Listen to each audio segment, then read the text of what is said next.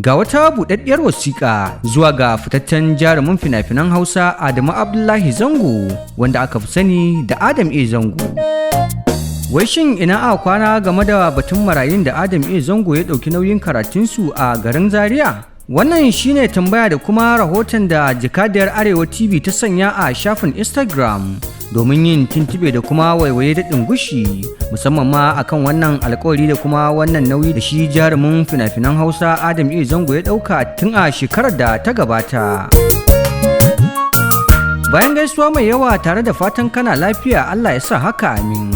Bayan haka ba tare da ɓata lokaci ba, na rubuta wannan saƙo ne da nufin jin inda aka kwana dangane da abin alkhairin nan da kai ikirarin aikatawa a bara a watan Oktoban shekarar 2020, inda ka sanar da al'umma cewa ka fidda zunzurutun kuɗi kimanin naira miliyan 47 domin ɗaukar nauyin karatun wasu yara marayu sama da guda 100 a wata makaranta mai zaman kanta mai suna Professor Ango Abdullahi College.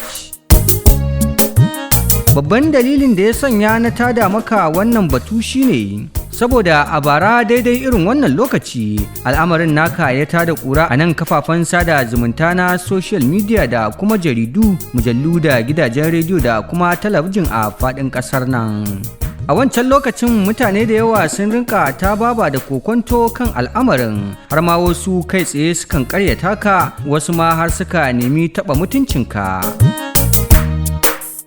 In dai baka mance ba, ni kaina daga jaridar Aminiya na kira ka a waya sau 3 baka ɗaga ba, kuma na tura maka saƙon test amma ka ƙi amsa tambayar mu. Haka muka gaji muka buga labarin ta hanyar abin da muka samu daga hukumar makarantar da kuma wani ɓangare na faɗar mai martaba sarkin Zazzau. Haka kuma a baran dai manyan 'yan jarida na Arewa kamar Malam Ibrahim Shemi da Malam Jafar sun yi ƙoƙarin bin diddigin al'amarin ba tare da samun gamsasshen bayani ba. A yanzu na tado da bayanin nan ne domin ji daga bakinka, shin ko me ake ciki game da wannan babban aikin alkhairin da ka ce ka ɗauki gabarayi a shekarar bara? Shin har yanzu ka ci gaba da ɗaukar nauyin yaran nan kuwa? Kuma wanne matakin karatu suke a yanzu? Amsoshin da ka bayar za su inganta al'amarin nan kuma za ka wankewa wasu kokonto da dukkan shakku.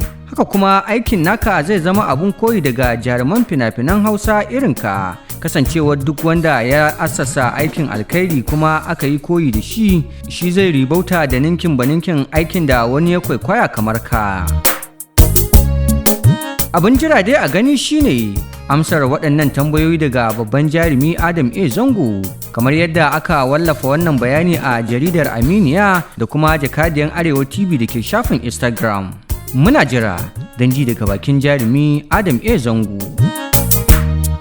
Kada ku manta, ku ci gaba da bibiyar shafinmu na Kannywood Magazine domin samun sahihan labaran da suka shafi masana'antar shirya fina-finai ta Kannywood. Kana, ku danna subscribe, like, share, sannan ku comment akan dukkanin bidiyon da muka dora. Mun gode. Tashar Kannywood Magazine don sahihin labaran Kannywood.